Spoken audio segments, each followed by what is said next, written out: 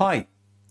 A big area of concern for landlords is what a lease agreement should you be using from the 1st of May to stay compliant and avoid those big fines and penalties. Well, from the 1st of May, the only lease agreement you can use for new tenancies will be the Assured Periodic Tenancy. And all existing ASTs will become Assured Periodic Tenancies, or APTs for short. The tenancy agreement will continue though, and the old AST will be treated as one single ongoing tenancy, but the fixed term will end and the tenancy will become periodic. You don't need to reissue documents like the gas safety certificate or re-protect the deposit. And if you already have an AST in writing, you won't need to do anything other than serve what's called the government's information sheet, which we discussed in a previous video. But the big change is what we do for new tenancies which are signed on or after the 1st of May. Landlords will need to give tenants what's called a written statement of terms before they sign the tenancy agreement. And if you don't do this, you can receive a civil penalty of up to £7,000. The simplest way to serve the written statement of terms is to include it in your new tenancy agreement. So what exactly is this written statement of terms? Well, the government has published a statutory instrument that sets out the terms and information that landlords must provide tenants from the 1st of May. The compulsory information it must include is under the following headings.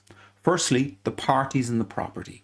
Here we'll have the full names of all landlords and tenants, the property address, and an address in England or Wales for notices to be served. Next up is the possession date. This is the date the tenant is first entitled to move into the property. Next up, rent details.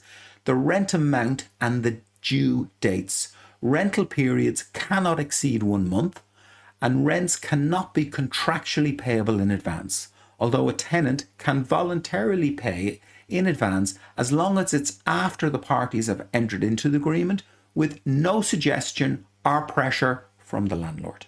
Next up, rent increases. Here, there will be a statement that rent can only be increased once per year via a valid Section 13 notice. Next up, bills and deposits. Here, there's details of any bills included in the rent, and you must give full details if the tenant needs to pay the landlord for bills other than rent. And also it lists the total security deposit amount.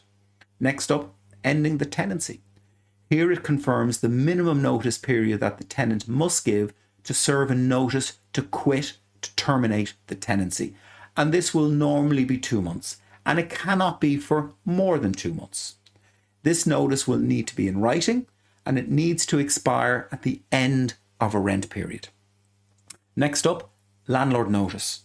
Here, there's a statement that the landlord can normally only end the tenancy by obtaining an order for possession from the court for the property and execution of that order after having first served a notice under Section 8 of the Housing Act, relying on one of the valid grounds for possession. Next up, statutory obligations. In this section, we summarise the landlord's duties regarding fitness for human habitation.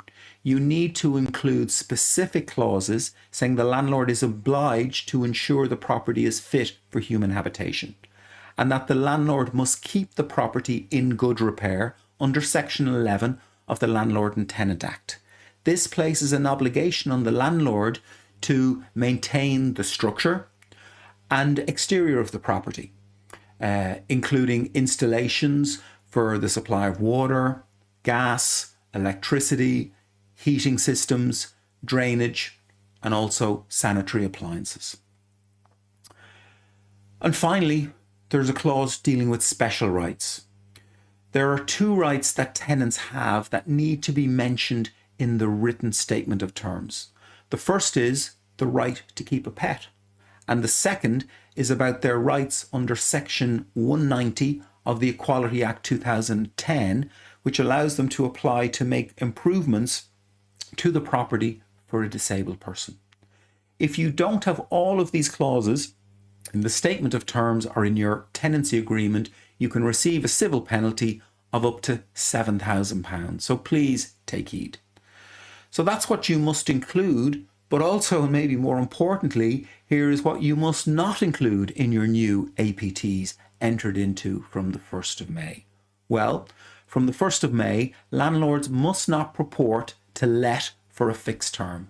So an example of this would be if you enter into a new agreement using one of your old ASTs, or a lease you got from a mate down the pub, or even ChatGPT, which includes a fixed term. Because if it includes a fixed term in it, which, let's face it, all historic ASTs invariably did, then you will be in breach of your duty not to let for a fixed term, and the landlord can receive a civil penalty of up to £7,000. Also, don't include the right for the landlord to terminate with 2 months' notice. Again, these are in historic ASTs, and if you try to enforce it by serving a notice to quit on a tenant, then that's a breach, which again is going to attract a £7,000 penalty. And look, there are lots of other clauses that you shouldn't put into your APTs from the 1st of May, although most of them are just unenforceable rather than attracting penalties, such as if you have an historic rent review clause, or if you have a clause which stipulates no pets. So look, the Renters' Rights Act is complicated. There are lots of pitfalls.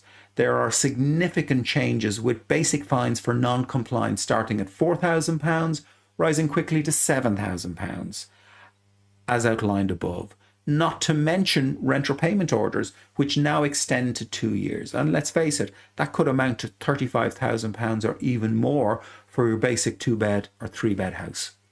If you are a self-managing landlord or you're unhappy with your current managing agent and you're concerned about complying with the new legislation and want to avoid those massive fines, why don't you book a call with me to discuss how we can protect you and your property investment and keep you compliant. I look forward to chatting with you soon. Many thanks.